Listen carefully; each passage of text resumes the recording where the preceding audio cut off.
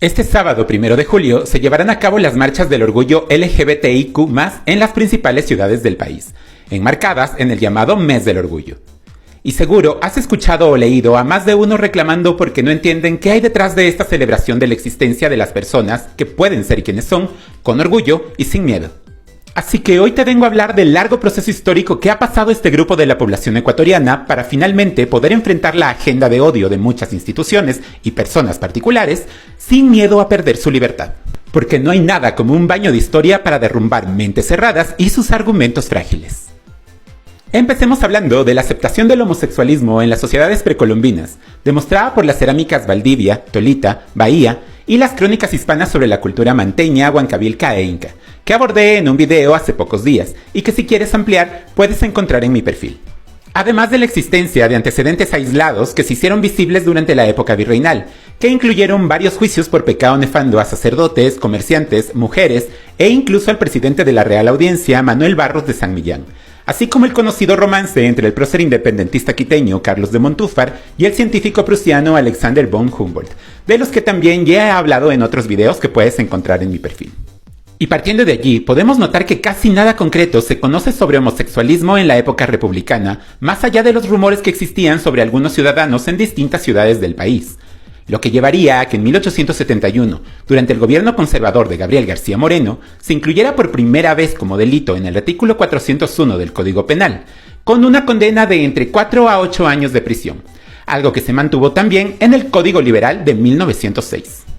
Posteriormente, a partir de la década de 1920, se empezó a traer el tema muy tímidamente hacia la luz pública, empezando con el cuento policíaco Un hombre muerto a puntapiés, de Lojano Pablo Palacio, publicado en el año 1926. En 1934, en cambio, el escritor guayaquileño Humberto Salvador publicó su obra Esquema Sexual, en la que hace mofa de aquellas condenas penales debido a que representaban una suerte de hipocresía social.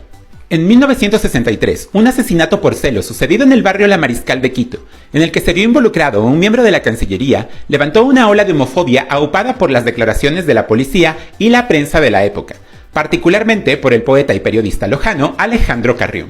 Se inició entonces una verdadera persecución en las que se publicaron unas listas de más de 400 hombres acusados de homosexualismo, la mayoría de los cuales perdieron sus trabajos y aquellos con mejores posibilidades debieron salir del país por miedo a los ataques.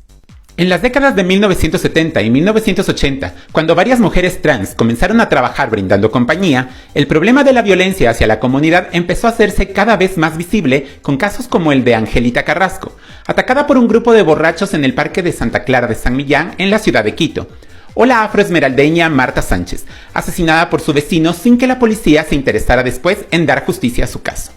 Entonces, y motivados también por el inicio de la lucha estadounidense de los derechos LGBT tras los disturbios de Stonewall en el año 1969, se hizo cada vez más evidente la necesidad de organización de una muy temerosa comunidad local.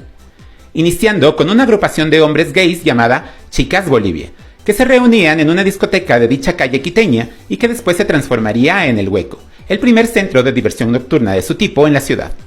En 1979, Abdalá Bucaram fue nombrado intendente de policía del Guayas e inició una campaña contra lo que él consideraba faltas a la moral. Y tras aprender en una redada a un grupo bastante importante de mujeres trans, gays y trabajadoras sexuales, los obligó a caminar 25 cuadras para su escarnio público.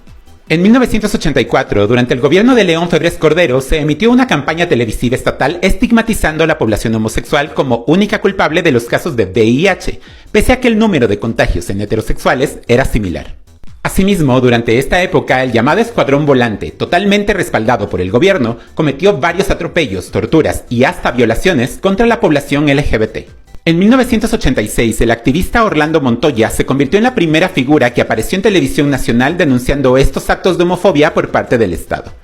Posteriormente, apareció la Sociedad Gay, registrada en Portoviejo en 1988, y que consiguió apoyo internacional para su lucha, convirtiéndose posteriormente en la FEDAEPS. En 1993 se recogió un caso en el que 6 hombres gay fueron violados por la policía en el Regimiento Quito número 1, donde 4 oficiales les introdujeron un palo de madera.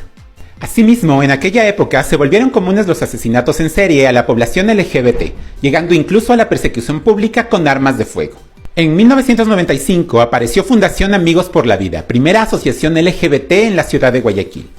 Y finalmente, tras varios exhortos de las organizaciones de derechos humanos contra el país que los gobiernos ignoraron deliberadamente, es recién durante la segunda mitad de la década de 1990 que la prensa ecuatoriana comenzó a recoger los casos de abuso gubernamental en este tema, lo que les dio una importante visibilidad local. En 1997, año de aparición del grupo activista trans Cochinelli, y durante el interinazgo de Fabián Alarcón, se realizaron los primeros plantones públicos para exigir la despenalización de la homosexualidad, poniendo en jaque al gobierno.